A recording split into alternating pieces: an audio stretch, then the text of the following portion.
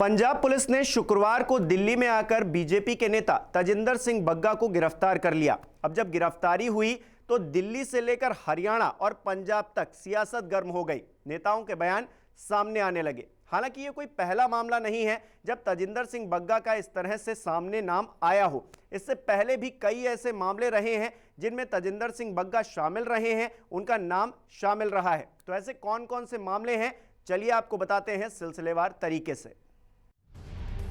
सियासी विवादों के गलियारों में तजिंदर बग्गा का नाम नया नहीं है। 16 साल की उम्र में राजनीति में कदम रखने वाले बग्गा अन्ना आंदोलन के वक्त केजरीवाल टीम का हिस्सा रहे हैं, जिसके बाद 23 साल की उम्र में उन्होंने भारतीय जनता युवा मोर्चा के कार्यकर्ता के तौर पर काम शुरू किया।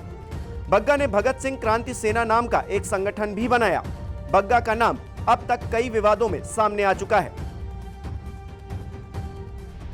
2018 में जब कांग्रेस नेता राहुल गांधी ने 1984 के सिख दंगों में कांग्रेस की भूमिका से इनकार किया तो तजिंदर बग्गा ने एक पोस्टर जारी कर राजीव गांधी को फादर ऑफ मॉब लिंचिंग यानी कि भीड़ हिंसा का जनक बता डाला।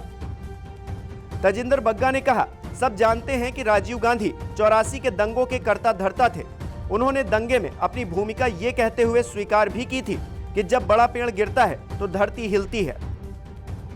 बग्गा के मुताबिक अगर दंगों में कांग्रेस की भूमिका नहीं थी तो पार्टी को यह भी साफ करना चाहिए कि पूर्व प्रधानमंत्री मनमोहन सिंह ने माफी क्यों मांगी थी। इतना ही नहीं, तजिंदर ने कांग्रेस नेता कमलनाथ पर भी हमले में शामिल होने का आरोप लगाया था। तजिंदर के पोस्टर और बयान को कांग्रेस के नेताओं ने देश और प्रधानमंत्री की कुर्सी का अपमान बताया।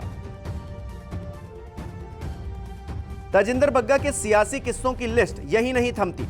जब कांग्रेस नेता मणिशंकर अय्यर ने 2014 के लोकसभा चुनाव से पहले पीएम मोदी को लेकर एक बयान देते हुए कहा कि मोदी कभी देश के प्रधानमंत्री नहीं बन सकते, वो चाय बेचते थे और फिर से उनके चाय बेचने के लिए हम कोई जगह ढूंढ देंगे, तो तजिंदर बग्गा ने अय्यर को घेरने का अनोखा तरीका इस्तेमाल किया।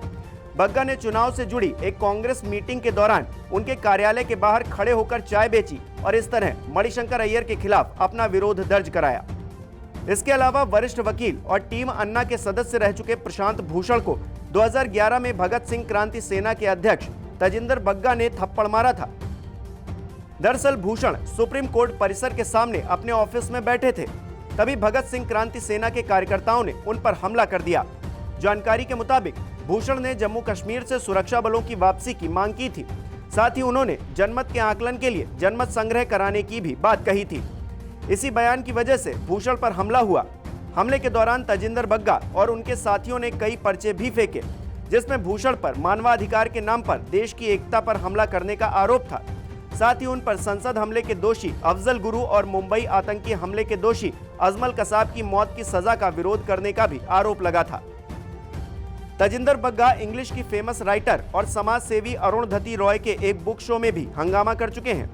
2011 में अरुणधति रॉय दिल्ली में इंडिया हैबिटेट सेंटर में अपनी किताब द ब्रोकन रिपब्लिक की लॉन्चिंग के लिए पहुंची थी। कार्यक्रम के दौरान 4 लड़कों के साथ पहुंचे तजिंदर बग्गा ने रॉय की बुक को लेकर जमकर उत्पात मचाया। उन्होंने अरुणधति को कश्मीरियों का दुश्मन बताते हुए शो को बीच में ही रुकवा दिया। हालांकि दिल्ली पुलिस ने उन्हें सार्वजनिक जगह पर हंगामा करने के आरोप में हिरासत में ले लिया और इस घटना के बाद बग्गा के घर की तलाशी भी ली गई। वहीं अब दिल्ली के सीएम अरविंद केजरीवाल और बीजेपी के नेता तजिंदर बग्गा के बीच पिछले 1 महीने से लगातार राजनीतिक जंग चल रही है। दरअसल विवेक अग्निहोत्री की फिल्म द कश्मीर फाइल्स के रिलीज होने के बाद अरविंद केजरीवाल ने कहा था कि अगर बीजेपी विधायक इस फिल्म को टैक्स फ्री देखना चाहते हैं तो इसे यूट्यूब पर अपलोड कर देना चाहिए। इससे आम जनता को भी फायदा होगा और ये सबके लिए फ्री हो जाएगी। साथ ही केजरीवाल ने प्रधानमंत्री नरेंद्र मोदी पर राजनीतिक लाभ के लिए फिल्म का इस्तेमाल करने का भी आरोप लगाया और इसे एक तरह से बीजेपी समर्थित झूठी फिल्म करार दिया। इस विवाद में सीएम अरविंद केजरीवाल के खिलाफ तजिंदर बग्गा भी मैदान में उतर आए। बग्गा की अगुवाई में प्रदर्शनकारियों ने केजरीवाल के आवास के बाहर तोड़फोड़ की, साथ ही उनके मेन गेट और दीवारों को भगवा रंग से पेंट कर दिया। बग्गा ने केजरीवाल को सोशल मीडिया पर धमकियां भी दी। इसी सिलसिले में बग्गा पर 1 अप्रैल को एफआईआर दर्ज की गई, जिसके बाद पंजाब पुलिस बग्गा को पकड़ने की कोशिश में लग गई। फिलहाल इस मामले के मद्देनजर तजिंदर बग्गा सियासी विवाद के केंद्र में आकर खड़े हो गए हैं। अब ये विवाद कितना लंबा खींचेगा, ये देखने वाली बात होगी।